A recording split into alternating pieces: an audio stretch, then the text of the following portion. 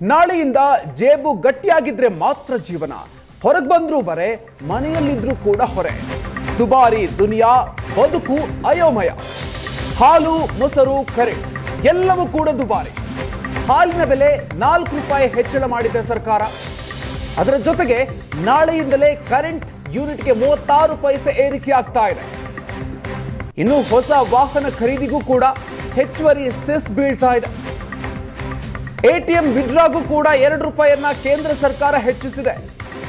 Transformer, generator renewal ಶುಲ್ಕವನ್ನು ಕೂಡ ಏರಿಕೆ ಮಾಡಲಾಗಿದೆ. ಈ ಮೂಲಕ ಜನಸಾಮಾನ್ಯರ ಮೇಲೆ ನಾಳೆಯಿಂದ ಮತ್ತಷ್ಟು ತೆರಿಗೆಯ ಬರ ಬೀಳೋದು ನಿಶ್ಚಿತ. ಹಾಲು, ಮೊಸರು, ಕರೆಂಟ್ ಎಲ್ಲವೂ ಕೂಡ ದುಬಾರಿ ಆಗ್ತಾ ಇದೆ. ಹಾಲಿನ ಬೆಲೆಯನ್ನ 4 ರೂಪಾಯಿ ಹೆಚ್ಚಳ ಮಾಡಿದೆ ಸರ್ಕಾರ. ನಾಳೆಯಿಂದ ಕರೆಂಟ್ ಕೂಡ ಯೂನಿಟ್ಗೆ 36 ಪೈಸೆ ಏರಿಕೆ ಆಗ್ತಾ ಇದೆ. ಇನ್ನು ಹೊಸ ವಾಹನ ಖರೀದಿಗೆ ಕೂಡ ಹೆಚ್ಚುವರಿ ಸೆಸ್ ಹಾಕೋದಿಕ್ಕೆ ನಿರ್ಧಾರವನ್ನು ಮಾಡಲಾಗಿದೆ.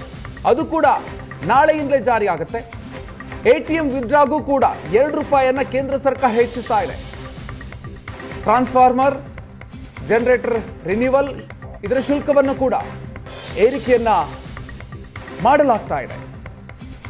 ಈ ಮೂಲಕ ನಾಳೆಯಿಂದ ಜನಜೀವನ ಮತ್ತಷ್ಟು ಕಷ್ಟ ಆಗಲಿದೆ.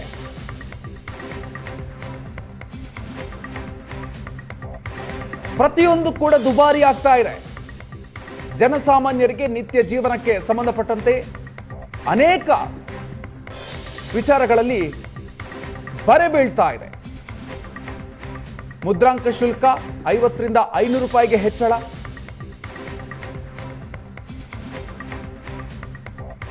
ಅಫಿಡವಿಟ್ ಶುಲ್ಕವನ್ನ ಏರಿಕೆ ಮಾಡಲಾಗಿದೆ. 20 ರೂಪಾಯಿ ಇದ್ದಿದ್ದು 100 ರೂಪಾಯಿಗೆ ಏರಿಕೆ ಮಾಡಲಾಗಿದೆ.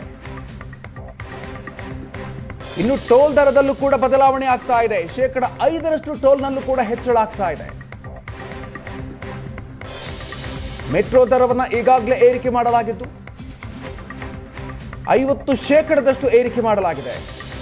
ಇನ್ನು ಬಸ್ ದರವನ್ನು ಕೂಡ 15% ಏರಿಕೆ ಮಾಡಲಾಗಿದೆ. ಈ ಮೂಲಕ ನಾಳೆಯಿಂದ ಜನರ ಜೇಬಿಗೆ ಮತ್ತಷ್ಟು ತೆರಿಗೆ ಬೀಳ್ತಾ ಇದೆ.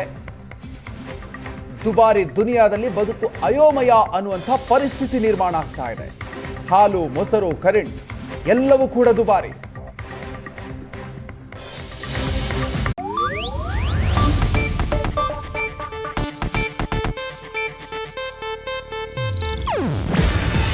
ಇದು ಏಷ್ಯಾನೆಟ್ ನ್ಯೂಸ್ ನೆಟ್ವರ್ಕ್ ಪ್ರಸ್ತುತಿ.